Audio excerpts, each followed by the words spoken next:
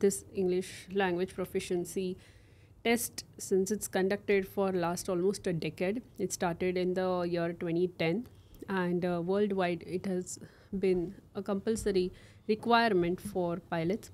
It is because they've been derived, and as you know that SOPs are written in blood. That means because something has happened, because of that this AELP test is made mandatory for pilots. So there has been few accidents because of miscommunication between pilots and the air traffic controller. One of the example of that accident is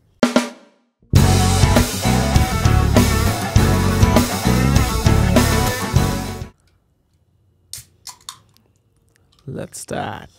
What's up? Welcome back to India's #1 pilot podcast. It's so great to see all of you again. And today we are gonna talk about something that we get many comments on, primarily her reels, and then also the pilot podcast and Chintan's reels. That why don't we shoot content in Hindi or any other language for that matter? Yeah, sure, would love to have millions of subscribers as well, but would love for those millions of subscribers who are interested in aviation. And in order to keep this relevant to aviation, we keep it in English because that is the common language for communication in aviation as pilots, right? Yeah. English is termed as the language of aviation, and by communicating in English on all our social media channels, what we ensure is whoever is listening to our podcast, they hear us for 1 to 1.5 hours during our pilot podcast, during our reels. So they in a way are practicing improving their English, right? If someone is an aspiring pilot and they are watching us, they keep on listening to us, they are introduced to so many new terms which they haven't heard of before. And when I was in my 10th or 12th, I wasn't exposed to this kind of content. So all we had is books, just technical knowledge, and nothing about how we communicate. So most of the part goes in the technical development, but when we reach at a stage where we have to give an interview, we have to communicate with the outside world, there's no training given for that.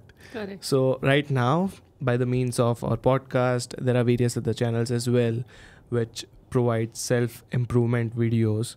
And you guys have a resource to practice. Easily available, I would say.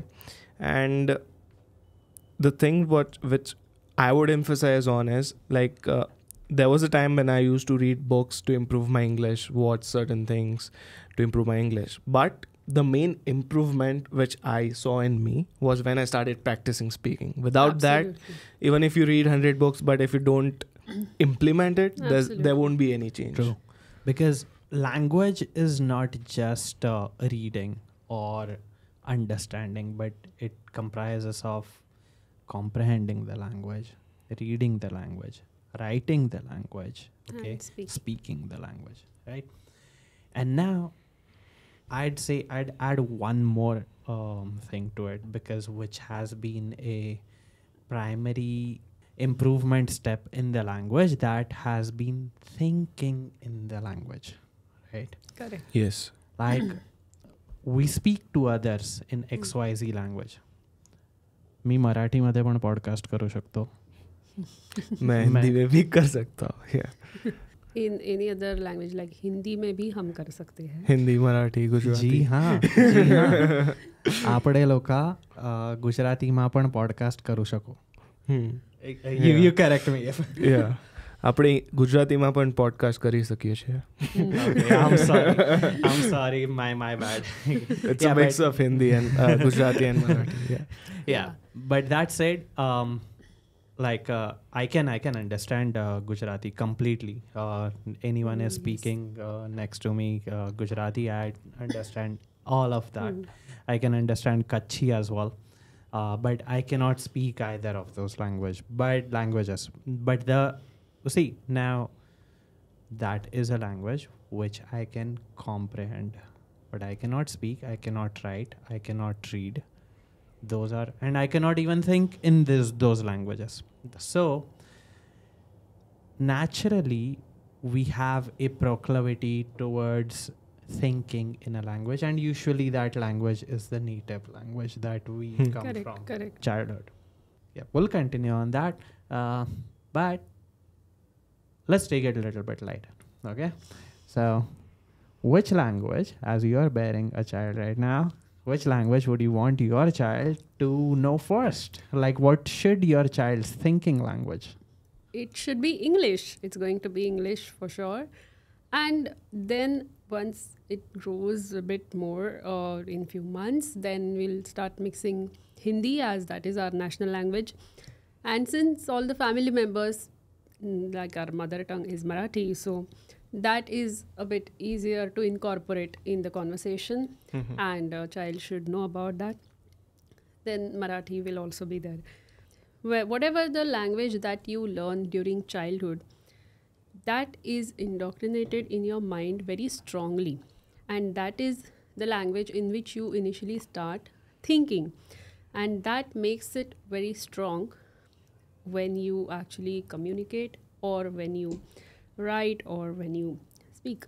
And that is a foundation to upbringing, and to have more and more vocabulary. So first of all, when I started learning, if you know that we both have been learning, and we have done our schooling in vernacular medium, which is Marathi medium.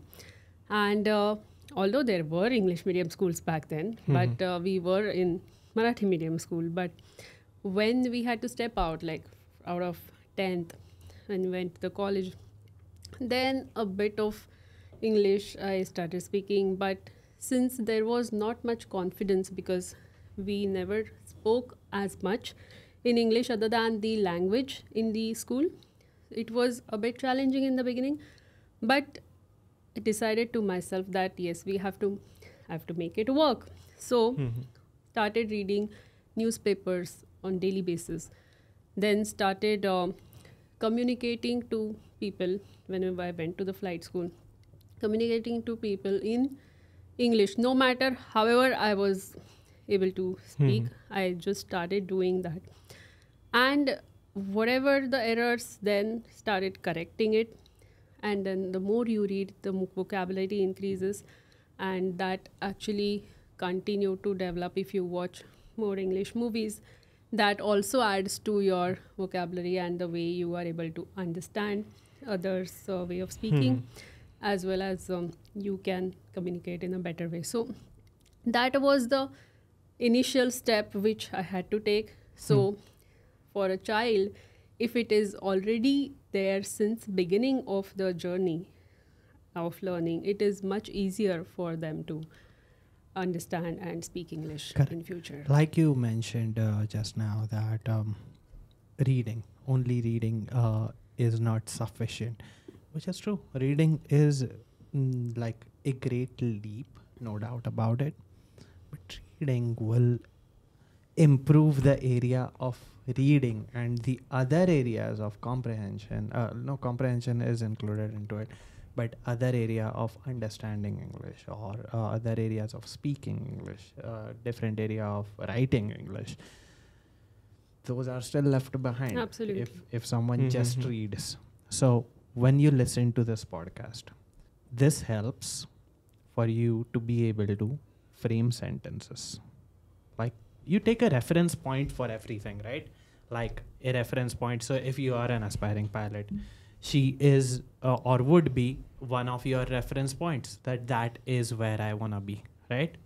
So when you listen to people who can speak English in a good way, or above average way, or great way, you learn from their way of crafting sentences, because crafting sentences is an art. Eventually it comes naturally right? I think it comes naturally eventually. Yes, Yes. But in the beginning, it is not like that, correct. right?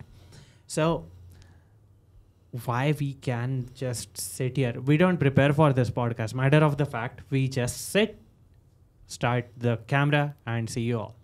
That's how we do it. Okay, and there is actually for sure for the conversation to have topics. Yes, we do write down 5 to 7 topics, 10 topics sometimes, and then we see that topic and we state our opinions on that. Right? That is that. Yes. Absolutely. So, when you listen to this podcast, at least there is way more value than just English in this podcast. But at least it might help you to learn how to craft sentences, how to put together, how to frame sentences, and how to be articulate. Like one of the amazing persons, like I'm not being political here at all. I do not. I'm an apolitical person, okay? But one of the most articulate persons that I have seen content of is Dr. Shankar. He is the foreign minister. Minister of Foreign Affairs. Minister of Foreign Affairs.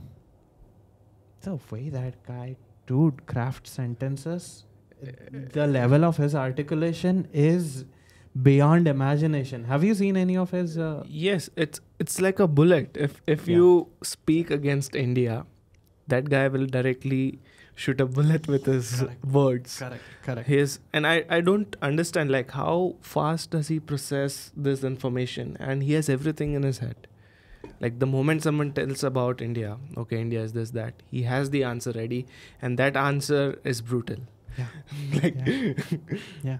And the way he speaks is understandable as well. Yes. He doesn't use any verbiage or words that are not understood by the normal English speaker.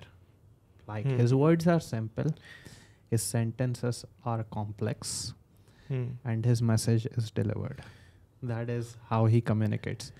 Speaking of which, delivery of message. The whole idea why we speak is for the other person to understand. Correct.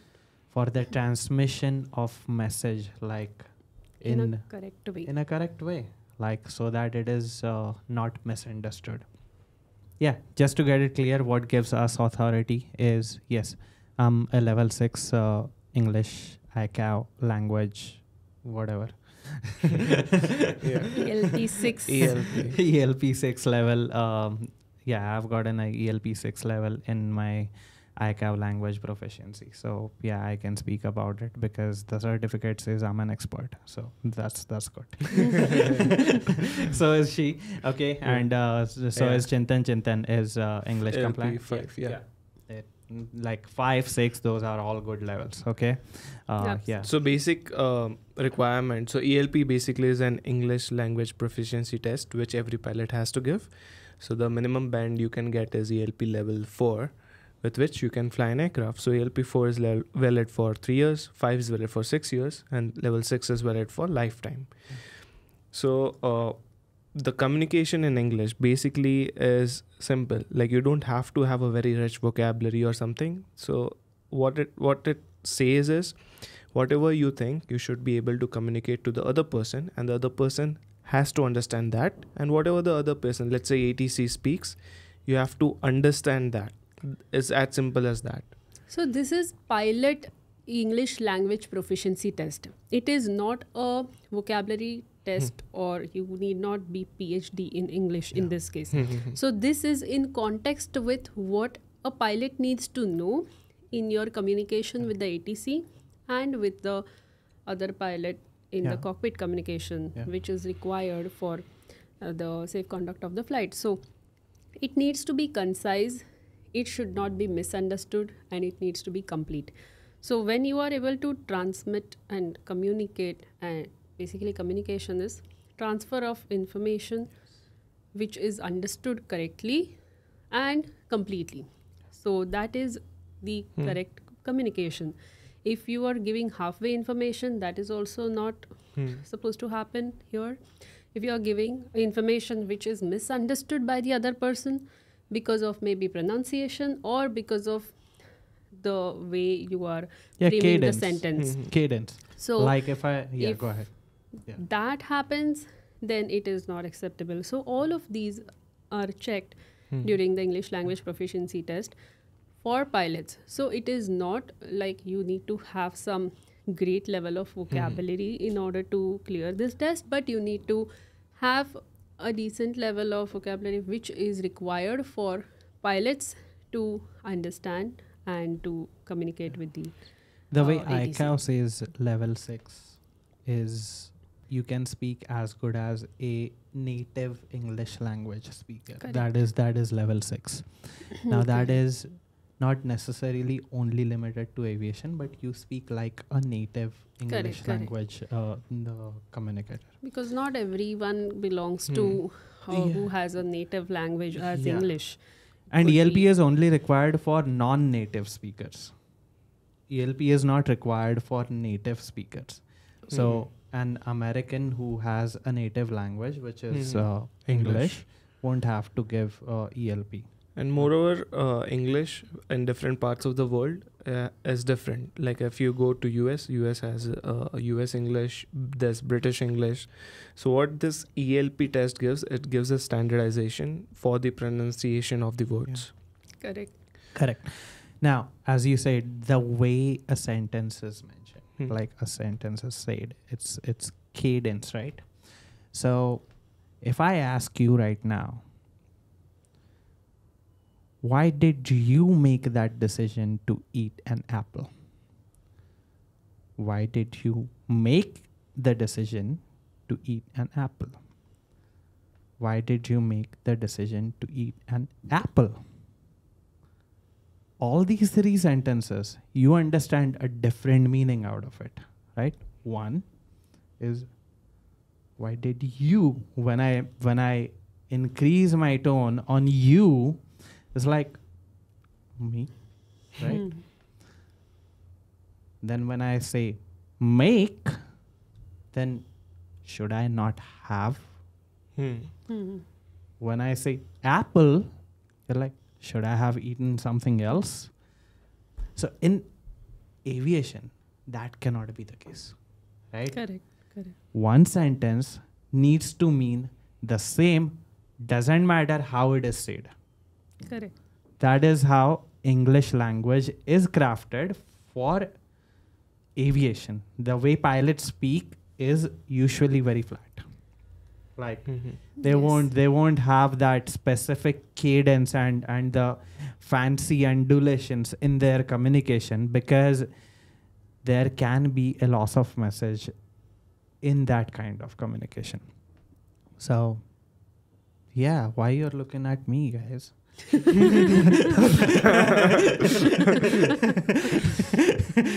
Yes. Okay, if you agree, then continue. If you Yes, that's disagree, then absolutely. I'm ready to take a fight. No, that's absolutely true what you said. And it is very important that this English language proficiency test, since it's conducted for last almost a decade, it started in the year 2010, and worldwide it has been a compulsory requirement for pilots. It is because it has been derived, and as you know that SOPs are written in blood. That means because something has happened, because of that this ELP test is made mandatory for pilots. So there has been few accidents because of miscommunication between pilots and the air traffic controller. One of the example of that accident is, it has happened in India itself over Delhi airspace, where Kazakhstan flight as well as the Saudi, these two airplanes, while communicating with the ATC, the readback was not as clear, and the pilot did not understand the message of maintaining a flight level 150 by one aircraft.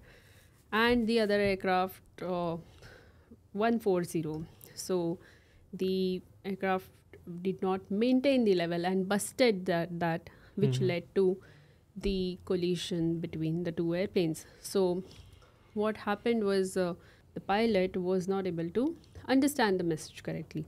And back then, this happened somewhere in 2003. Back then, there were not secondary surveillance radars for air traffic controllers to monitor the altitude of individual airplane, because of which, and that aircraft, one of the aircraft was equipped with the TCAS, which got warning pretty late, and then they tried, but it was too late. So back then there were no secondary surveillance radars with the ATC, so they were not able to do much, and there was only primary radar on which the two dots are visible as planes, and then they were disappeared.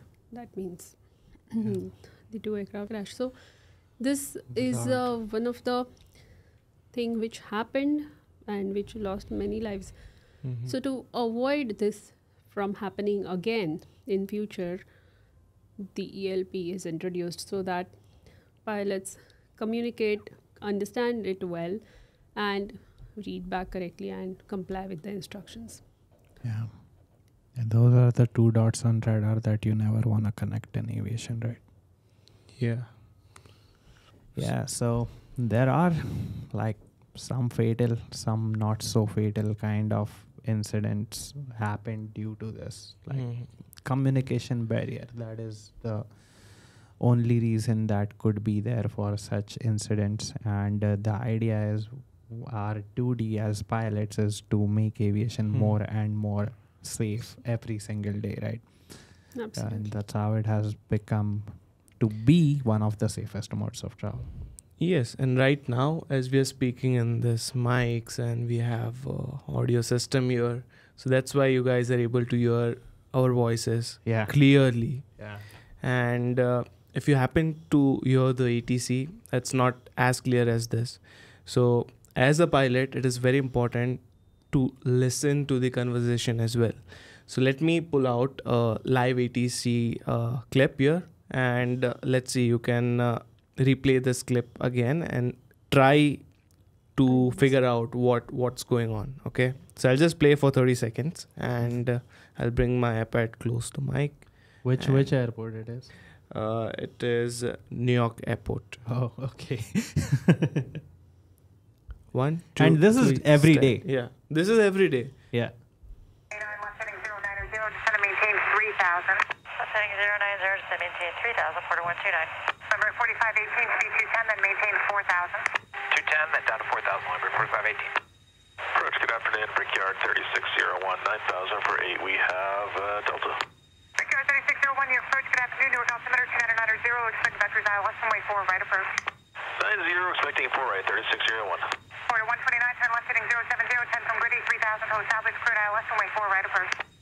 Left heading 070, maintain 3000 till established, cleared ILS 4, right approach, port 129. Blue 2274, 11 for 8, Delta. Limber 4191, left heading 120, descend to maintain 3000. 120, heading down 3000, Limber 4191. JetBlue 2274, New York approach, Newark altimeter 2990, expect vectors ILS runway 4, right approach. 4 right, 90 on the Yeah, I radar, think. JetBlue 2274. Yeah. Yeah, so that is how every day looks like, right? Yeah. And that is only one frequency, which is approach. Yes, and we are always tuned in to multiple frequencies, and there are always overlap. So at a time, it is pilot would maintain one frequency at a time, like unless you go to a place where you require to have contact with the other ATC, and then in contact with that ATC, you are released from the previous one. So that happens. But otherwise, like when you are departing out of the airport, initially you are in contact with the delivery, then ground, then tower, then approach and control. And other way around when you come in for landing. But if you go to a smaller airport where they don't have radar, then the airport or the controller which has radar equipped, they will ask you that report in contact with so and so ATC. So you call them and you establish a contact. So that is on the other frequency, the other channel of your VHF, and thereafter, so one person will contact them, and thereafter, once you are in contact, this controller will release you to change over the frequency to the next one. So that's what you do when you go to smaller airports which are not equipped with radar. I know in India it's like there is an overlap between switching frequencies. That is only in case if you go to non-radar environment. Okay. If you go from one place to another, let's say you go from Bangalore to Kolkata, then Chennai controller will change over you to Kolkata controller, and then they just tell you that Chennai controller will tell you contact so and so frequency, and you change over. Okay. That time there is no communicating and then report in contact. No, that is only in case if you go to a smaller airport. Whereas otherwise it is next they assign you next frequency and you change over. That is it. That's what you That do. is how it is for all the airports in US. Okay. Like it's not like even if it is small airport and they don't have radar. Yeah, that is how it is. You just contact them. That's it. There is no coming back and telling them that you are in contact with the next airport or whatever. So yeah, that's what it is. So if say Miami Center gives you contact Orlando Tower on, or say Sanford Tower on so and so. Actually no, Miami Center will hand it off to Orlando Center. Orlando Center will hand it off to Sanford Tower. So once they say Sanford Tower on so and so frequency, you switch to that tower. That's it. That's how it is. Yep. Speaking of Sanford has many stories. Yes. You wanna go about either of communication story? I mean, there were many students from other part of the world, like whose native language was not English. Chinese, so, you mean? Maybe. So what they used to do is first 2-3 months they used to study English, and once they are good with English, then they used to start their flight training. Correct. So exactly Chinese. I'm not sure what is it talking about. I don't think any Chinese person is listening to this. So whenever we used to go for training, there would be a couple of the students in the training area doing their solos and stuff. So ATC has to be very careful with them because they are not used to a kind of new instruction. So one day there was a student flying solo, and so the ATC told him to make a left 360, which he didn't understand. So he just asked that he will go straight, and the ATC had to divert the other traffic. So it was safe, but means they learn with time. True. See, not being from a country that is of which the native language is not English is not an excuse to not actually comply to ATC instructions. Is definitely not an excuse. He got away with it because he was not a private pilot by that time. Okay. He was student solo, first or second solo. In that student solo, it's pretty much like the instructor is on fire. Because it's all the instructor. If the student f***s up, it's... And do you guys get questions like if someone from India is going to train in, let's say, USA or New Zealand, so they have this thing in mind whether they would be able to understand the English accent of the country. Yeah. So what I would say about that is initially 1 or 2 weeks take some time to understand what they are saying, but after that it's all normal. It's all plain English. But they have certain words which they used on day-to-day basis which we don't use here. Yeah, there are regional words, right?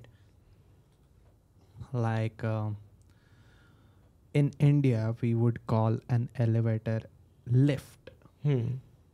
If you say lift in US, nobody's gonna understand. It is called elevator, right? So those are the kind of words that are different.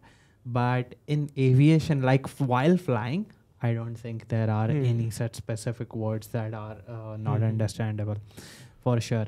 And I feel we are also looking at this whole because we want to take your perspective as well. Okay, so thinking off the box.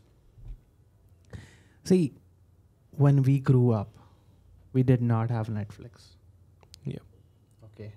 When we grew up, the cultures were not so merged like they are now.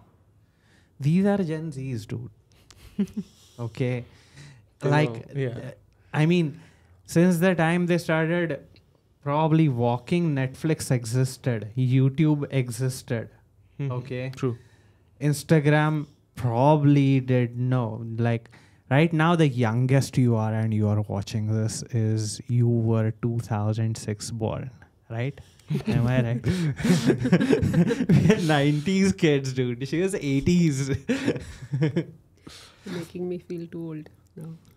Yes. Well, you can call it as being old, or you can call it as experience. Those two Yes. are experience of Old life, with experience of experience. flying. Yes. So Experience so- of 6,000 so hours. so let us be a little bit younger and try to be Gen Z here, Yes. right? Yo, what's up? We are old. See, my mic fell off. Mic goes like end for you. I mean, I take pride in being a millennial. No problem with that. But yeah, lately someone said that if you are born after 1991, then you're still Gen Z. But no, I don't think like I'm Gen Z. I mean, guys, your Gen Z is smart. Yeah. Like Yes. Smart, access to everything. Yeah. Can learn things faster. faster. Yes. Faster. Like the way Gen Zs handle these cell phones, mobile phones and all, it's not anything like we do. So yeah, would love to learn from you guys and girls. Yeah, seriously. So maybe it's not gonna be that difficult for you. We are not saying that it was very difficult for us, but yes, we did put in a special effort to. Yeah, all of us did, right? Correct. Like, matter of the fact, in the US when we were there, in order to be able to communicate with all Americans and to be understood like what I'm speaking, yes, I did training for that. So there is a, so we think that we don't have an accent because we, all of us, hear each other in the same accent. So we don't think that we have any kind of accent. Matter of the fact, we all have a very, very strong accent, and which is the language that we speak in our native language. We try to put the cadence of that language into English language. Like a person from southern part of India would have a different way of speaking English. A person from Maharashtra would have a different way of speaking English, and a person from northern part of India would have a slightly different way of speaking English, right? Now, why is that so?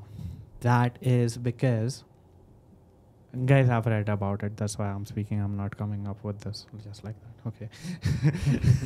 I've done an 80 to 100 hours training on neutralizing accent. Okay. Neutralizing accent is not learning a different accent. It is to speak as plain as possible so that we don't have like influence of native language on communication in English. That is neutralization. Accent neutralization.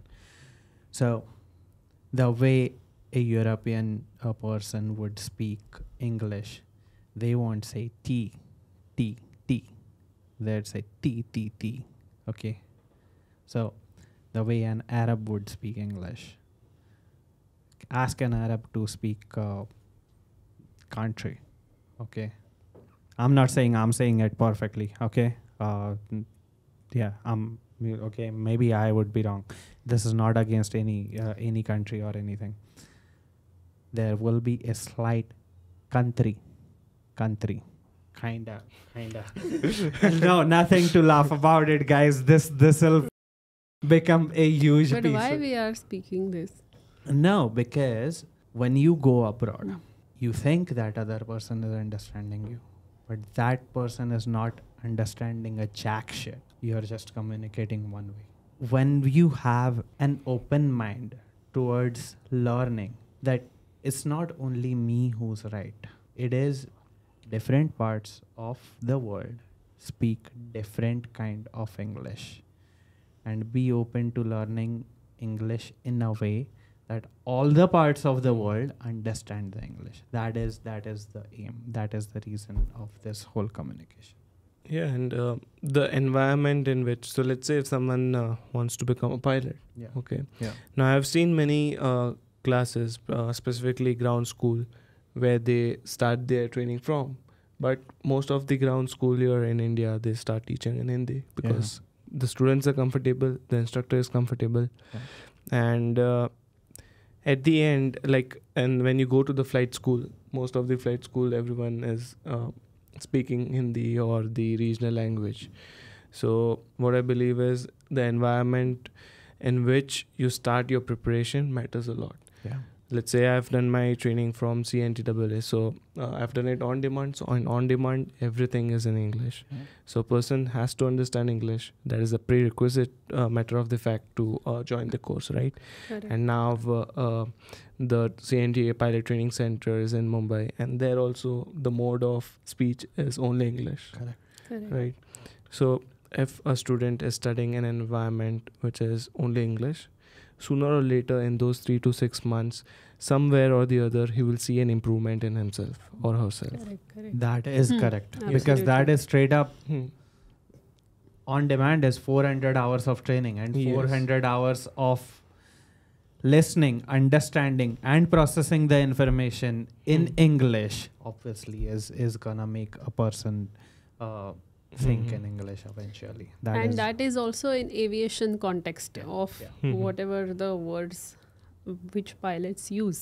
Correct. So that is definitely beneficial in developing your English for aspiring pilots. Absolutely. And it doesn't start with being perfect in English. So when you, after 12th, when you are joining aviation, you're starting your journey as a student pilot. So you have 2 to 3 years to work on yourself. Correct. So first you have to identify where do you stand in speaking, listening, writing, all the parameters of the English language. This is just a small part of a pilot's personality or a part of a pilot.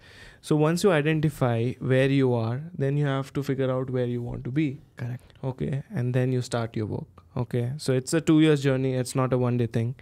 It takes 2-3 years to get to the level where you want to be, ideally. For sure. And if I don't know, I used to notice it a lot in my childhood that I used to feel like pilots speak differently, right?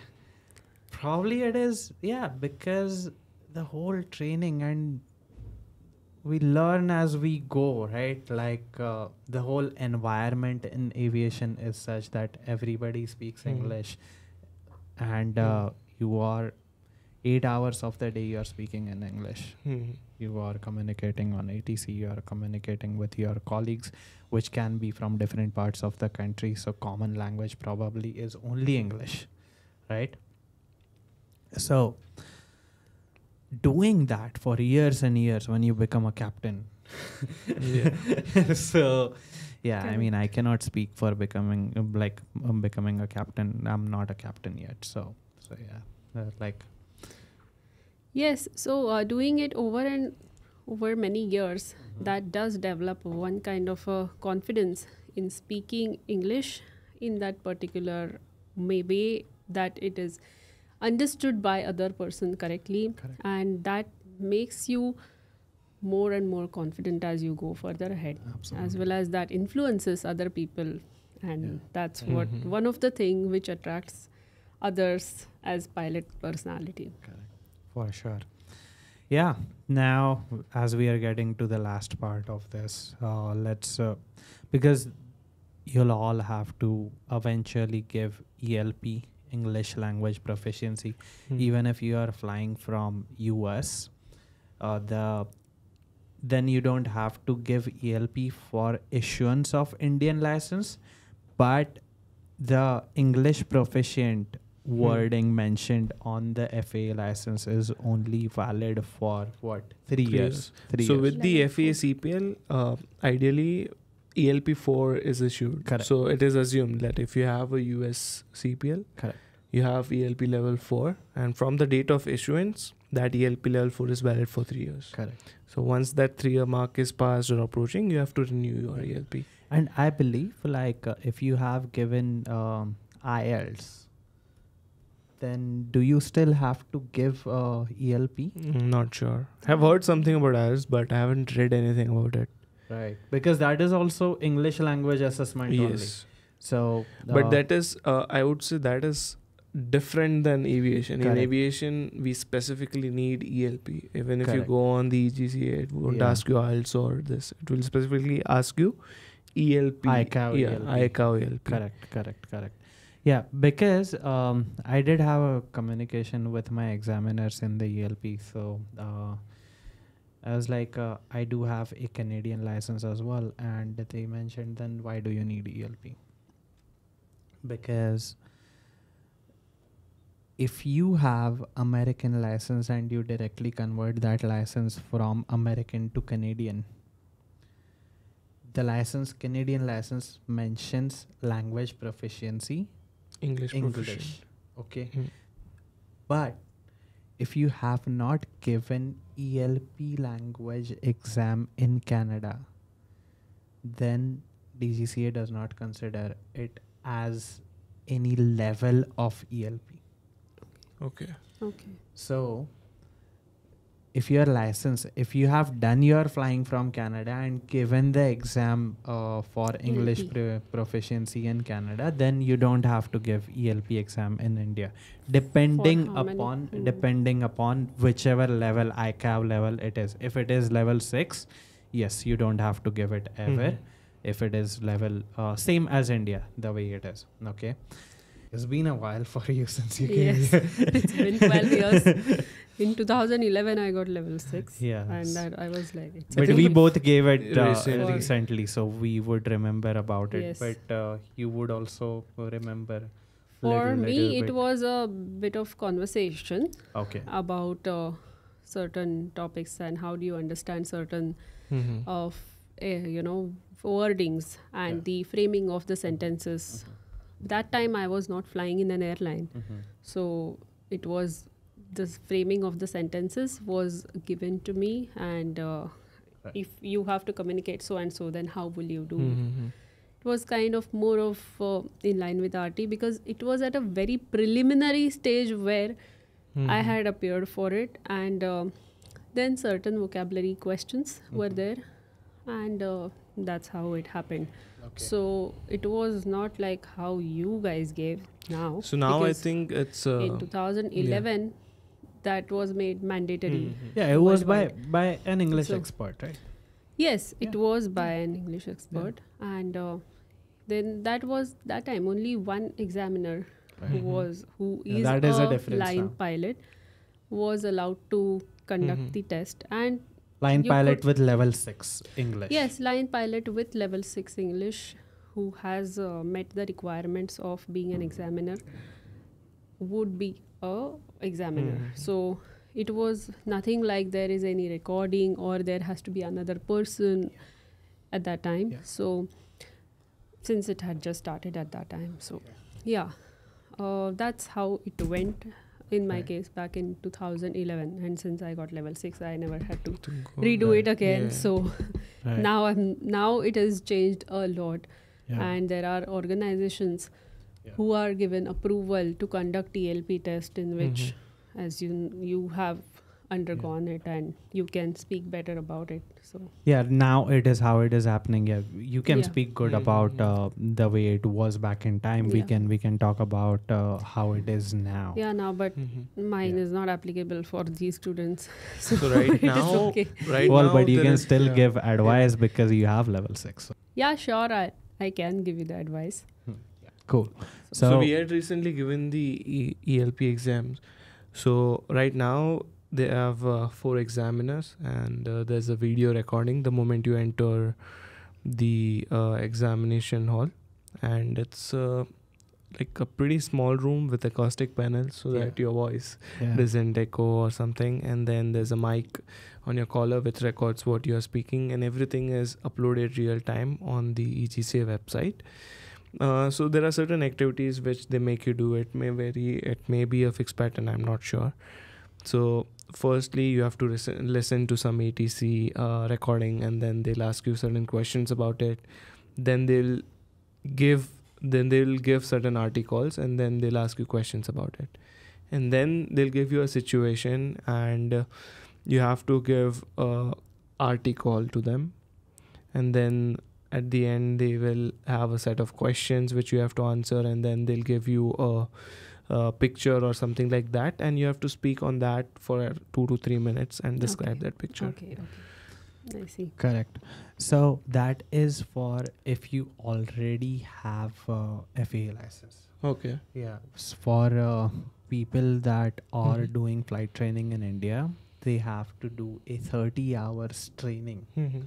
We didn't have to do any training. Yes, we yes. just went for the exam. So I was really caught off guard, man. Like, I didn't think it is gonna be a formal interview and the whole process around it. Like, there is gonna be a camera, there is gonna be a lapel mic, and the whole thing. I thought it's an exam, right? Who cares what you wear and who? So I nicely went in this kind of hoodie, only to know there is an interview table across which I'm gonna sit, and all other 20 candidates were in tip-top formals. I was like, and matter of the fact, I did not sleep that night, okay, because I came in from some work late at night at 12:30, and I had to get, my flight was at 4:30, something like that. So now you come back home at 12:30, and then and yeah, I wasn't partying or anything, okay. I don't drink, so let's get that out of the way. Okay. Yeah, then I had to leave for the airport by 3. So I was like, okay, might as well just, I took I got some rest for 15-20 minutes, 30 minutes, and wore whatever my hands grabbed, and I left for the airport. Okay. Only to know everyone is in formals, and I'm gonna be sitting across an interview table in front of 3 persons, one of which is an English not only expert, but has done either a master's in English or PhD in English language. Okay. The other one is an ex-ATC. The guy sitting in center. Did you have the same examiners? Yes, examiner was same, but I don't remember the qualifications. Yeah, he was really nice person. And the third one was level 6 English examiner, and she also was the flight school owner. Okay, you go there. I was like, all right, throw the nerves out of the door now, because I can't carry nerves in an exam, right? So yeah, I just left it behind, and the doors of some airlines say that keep all your worries behind this point. Yeah. So I was like, okay, now can I change the situation and change my clothing? No. Okay, but can I bring myself with the fullest? Yes, I can. So I did. And now this exam is on 8 assessment criteria. So there are 8 assessments. It's like you can call it as 8 questions. Like Chintan said, you have to listen to the ATC. Now this is not a normal ATC like any approach or tower or ground control, surface movement or ground control, whatever. Okay. It is combination of all of those. And then there is an emergency. And then there is an evacuation on runway happening. And then there are probably 20 airplanes in the airspace. Some are on ground, some are with tower, some are with approach or departure, whichever you may call it as. And everyone is stepping on is cutting someone's conversation, because VHF conversation is only 2 ways. So when someone in the airspace has pressed push to talk, nobody else should. If anybody else does, it blocks the frequency and communication is inaudible. Correct. Right? So that is the discipline that pilots have, that if someone is speaking, you are not supposed to press the push to talk. If you do, that messes the whole conversation up for the ATC and the other person, and all other airplanes are listening to that mess up, and they are getting a shrilling noise in their static, okay, in the ear cups. So now this airport is a mess. That was an airport. I cannot disclose that. Okay, so leave it there. One of the airports in US. This is only one question I'm talking about. Okay, and this is 1.5 minutes approximately. So your brain RAM is at its fullest. Right. You have to remember which airplane is where, in which part of the like it's Airport. like airport, and it's like not only airport but also airspace. And with tower, which airplane is where, which airplane is going around, which airplane has stopped on the runway and evacuating on runway, and then there is emergency assistance. They are also talking that this and that has happened. And after 1.5 minutes, they asked me if I wanted to listen to it again, but I was ambitious, right? No. I thought if I asked them to play it again, then I don't know if whether I'll get the best this level or not. So I said no. I got this.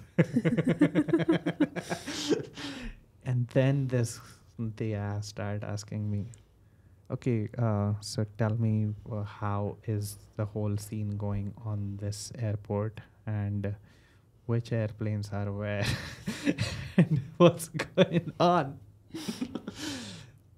So I did my best, retrieved from the cache memory of my brain, and gave the answers. Apparently those were right. I would never know. Probably those were right. Most likely those were right. And yeah, that's one question. Now, second question is on you. So for the second question, they gave me a picture. It was some airport. I don't know the airport name.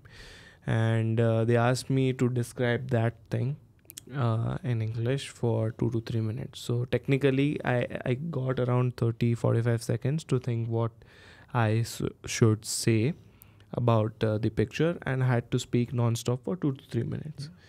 And I just started describing the picture. It went on and on for 2 minutes. Then they asked me to stop. They are like, you're good. And then they moved on to the next question. Correct. Yeah, I had the same thing. So that is second question. Describing an airport situation or airport scene it's a stationary picture, airport scene in 2 to 3 minutes, talking about it. Okay. It's pretty straightforward. Again, if someone thinks in English, it's not a problem. So that's why we initiated this podcast, was the point, think in English. If matter of the fact, guys, like I was in a Marathi medium school until class 8th, and then switched to English. So yeah, there is a deliberate effort in order to think in English. It's not that easy. But because if you think in English, all the conversations that you have had with yourself would be in English. And that is like a practice to be able to form sentences, to be able to structure communication, to be able to convey the message in the language that you desire. And if you are an aspiring pilot, yes, English is the language that you desire to know very well. Okay, this is not to flex that we have good ELP scores or anything like that. No, nothing of that sort. This is to help you so that you can too. That is the whole point of this conversation. Then Okay. what were the other 5 questions? Coming back to that. What kind of questions? Like the third third question. So we are not going by sequence because that yeah, is it's okay. I random. mean, the remaining questions. How many? The third question is you are monitoring ATC conversation, and then you identify which ones had a wrong read back. Okay. Okay. Mhm. And then after identifying wrong read back, you read back the correct read back. Okay. And this is not like one sentence and then read back. Okay. It is like multiple of those and then read back. Okay. So 3-4 aircraft read back or 5 airplane read back. Yeah, aircraft. Guys, if you are in aviation, aircraft plural is not aircrafts. Stop that. Stop. Okay. Aircraft plural is aircraft. Okay. Just a small thing. Okay. Yeah. Cool. See, in India, it's not really wrong to say aircrafts. It just makes me feel. Why is not wrong? No. Airplane plural is airplanes. But aircraft word plural is aircraft. Like, yeah. Man plural is men, right? So that way, yeah, aircraft plural is aircraft. Okay. Yeah, cool. So that was the third question. Okay. That 4 to 5 ATC communications followed by one ATC communication, aircraft read back, and then the second communication, then it's read back. So 5 such readbacks, ATC transmissions and readbacks, and then you have to say that which readbacks were wrong and how they should have been. Correct. So, but a leeway is you're given with a pencil and a paper. So You can note down. Yeah. Then the next. Yeah. So next question after that, they will ask you to describe something which is memorable to you, or if you have some best view, best memories, anything related to your life. So you have to describe that for around 2 to 3 minutes. Basically speak about it. Okay. Yeah. And that is what it is. Yeah, correct. Like Yes. Like any topic, just Random topic, correct. and they'll ask you to speak about it. Yeah. Then Yeah. more 4. Yeah, the first question is just like any other interview. Talk Tell me about about yourself. So that is as easy as it sounds. That is actually the foundation of the whole communication that is gonna go like moving forward in the assessment.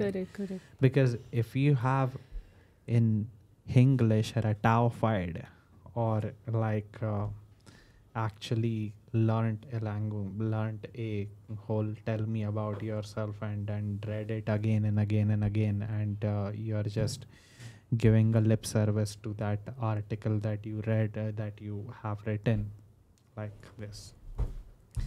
My name is this. I am 30 years old.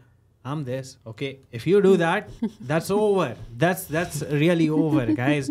Like, no, that's not the way to go about it. It's a natural communication.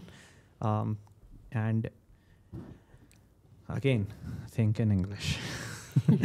Because even when you are thinking, just find yourself when you find yourself by yourself and you are thinking about a particular topic or something or someone, when you are thinking, you are actually, though not pronouncing those words and sentences, there is a slight action happening here. Okay, it's scientifically proven. And that trains a person to communicate. So the language that you think in is the language that you will be strongest in. The language that you fall back on when someone is, the language that someone falls back on when that someone is not 100% comfortable emotionally, mentally, or comfortable. I'm not saying challenged. I'm saying comfortable is the actual language that person thinks in. Like if someone is angry and that person starts communicating in English, that means that person thinks in English. If someone is sad and that person starts communicating in English, that person's thinking language is in English. Mm-hmm. Okay. And if a person is asked to describe a difficult topic, the language that person starts to communicate in, okay, if that person has freedom to speak in any language of their choice, okay, yeah, so that is the language in which you think. So if someone wants to identify which is their thinking language, that is a good reference point to understand. And then deliberately, if someone makes an effort to change that to English, eventually it will be English. Now remaining 4 questions we won't be discussing. Remaining 3 questions. Remaining 3 questions Yeah. we won't be discussing, because if you think in English, you will get those 3 right. Yeah. You wanna discuss those 3? No, let them figure it out in the exam. Yeah, little bit Yeah. difficulty should be there. Take it Yeah. like a challenge, right? Yeah. All right, guys. It was awesome having you until now, and thank you for watching. I hope this helped you in a way for your ELP test and maybe to improve English in certain way. And we are in no sense saying that we are the best in communicating English, but yeah, I can confidently say that to a degree I'm good in English. Okay, so with an evidence. So good luck. If you have any questions, reach out to us. Okay, yeah, it was awesome. Thank you, and subscribe if you aren't subscribed already. And if you are an aspiring pilot, sign up for CNTAA online.in. CNTAA is India's #1 online on-demand training for the DGCA exams. Also, if you are someone who wants offline training only, then yeah, we do have an offline training center in Mumbai. Eventually, we are looking to expand into southern part of India as well. So those news we will share with you as soon as we have something concrete to share with you. Okay? Yeah, thank you. Yes. Thank you for Thank you so much. staying up till here and listening to this podcast. So if you can take something from this episode, it would be start thinking English if you're just starting your pilot career. Absolutely. All the best. Yeah. Thank you. Space, like the other fun.